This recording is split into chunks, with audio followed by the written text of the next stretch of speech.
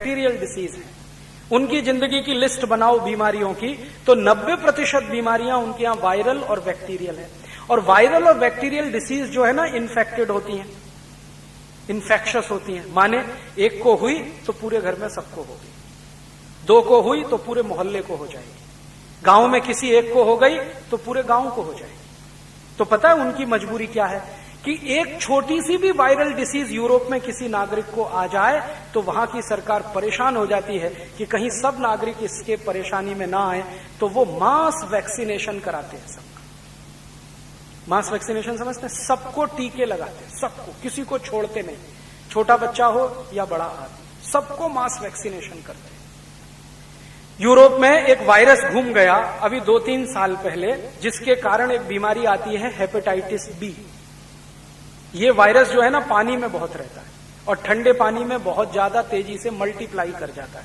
तो यूरोप में ठंडा पानी बहुत होता है, तो ये वायरस फैल गया। तो यूरोप के ज्यादातर नागरिकों को ये बीमारी आई हेपेटाइटिस बी, और इसमें बहुत सारे लोगों की मृत्यु हो गई, क्योंकि ये लीवर को प्रभावित करता है वायरस, और लीवर ज्यादा डैमेज हो जाए तो डेथ होती है।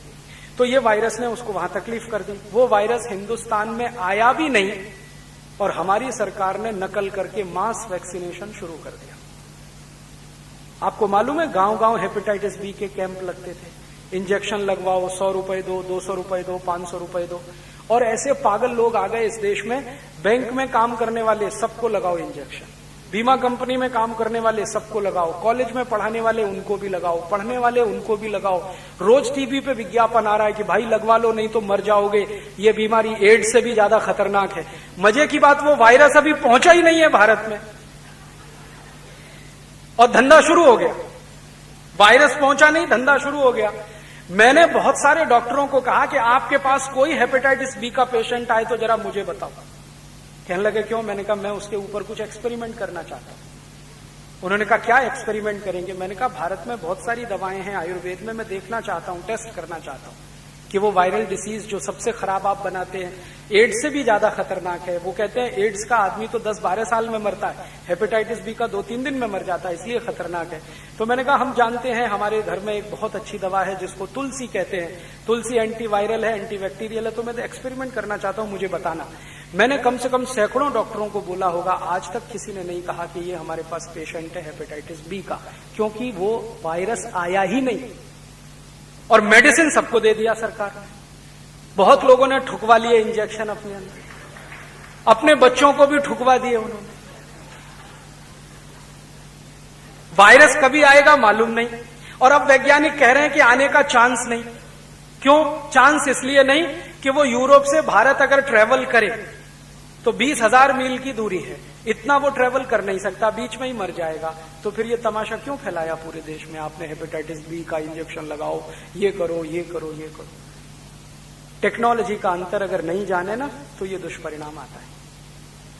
और इससे भी ज्यादा एक और खराब बात बताता हूं। आजकल एक पोलियो वैक्सीनेशन चल रहा है, मास वैक्सीनेशन चल रहा है। एक बच्चे को 5-5 बार दे दिया, 6-6 बार दे दिया।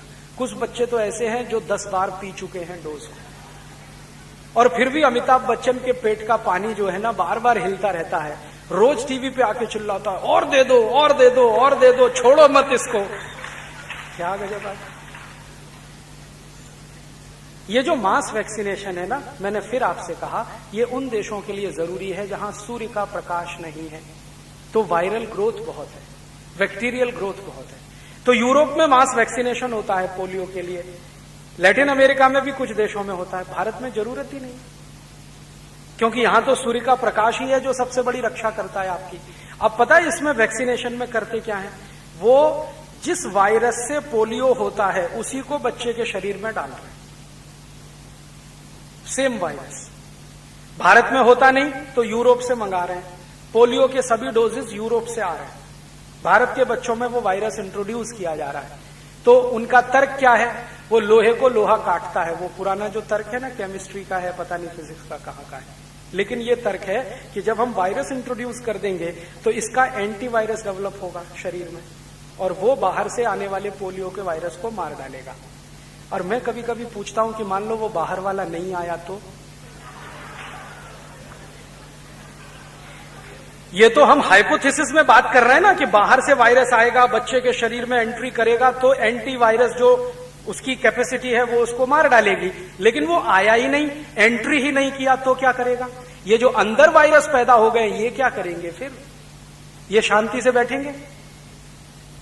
क्योंकि वायरस कभी भी कहीं शांति से बैठता नहीं, जहां भी है, बॉडी में है या बॉडी के बाहर, खुरापात है उसकी चालू रहती है। तो बच्चे में आपने डाल दिया वायरस, अब बाहर से गया नहीं अंदर, अंदर वाले ने एंटीवायरस डेवलप किया तो जरूर वो बच्चा बीमार पड़ेगा, उसको फिर कोई डॉक्टर नहीं बचा सकेगा और वो इतना गंभीर बीमार पड़ेगा कि शायद उसके लिए हमारे पास कोई मेडिसिन भी नहीं होगी, क्योंकि वो मेडिसिन बनाने के लिए फिर वही वायरस लगेगा और वो हमारे पास होगा नहीं, तो हम मेडिसिन कहां से लाएंगे?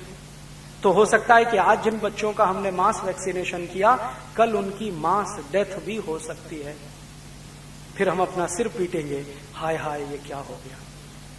बिना अकल के जो नकल करे ना, ऐसे ही होता है। अब यूरोप और अमेरिका में वो मजबूरी है, लेकिन हमारी कोई मजबूरी नहीं है इसमें।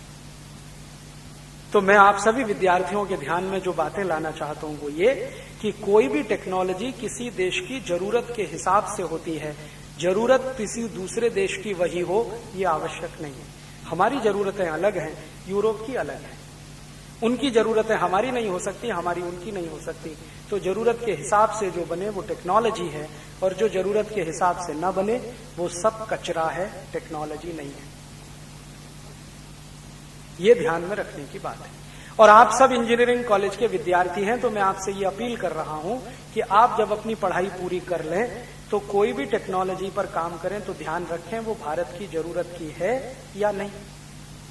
अगर वो टेक्नोलॉजी अपने देश की जरूरत नहीं है तो कभी भी उसको आगे ना बढ़ाएं, और अगर उस देश की जरूरत है तो पूरी ताकत से उसमें लग जाए, शायद देश का भला हो जाए। अब जैसे एक दो और छोटे उदाहरण देता हूं।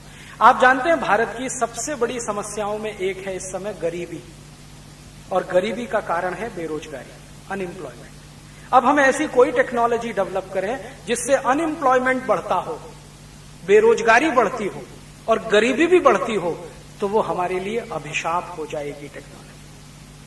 आप भविष्य में जब काम करने के लिए तैयार हों तो ऐसी कोई टेक्नोलॉजी का काम न करें जो इस देश में बेरोजगारी और गरीबी बढ़ाती हो। आप टेक्नोलॉजी ऐसी डेवलप करें जो रोजगार पैदा करती हो। आप बोलेंगे जी कैसे समझ में आएगा?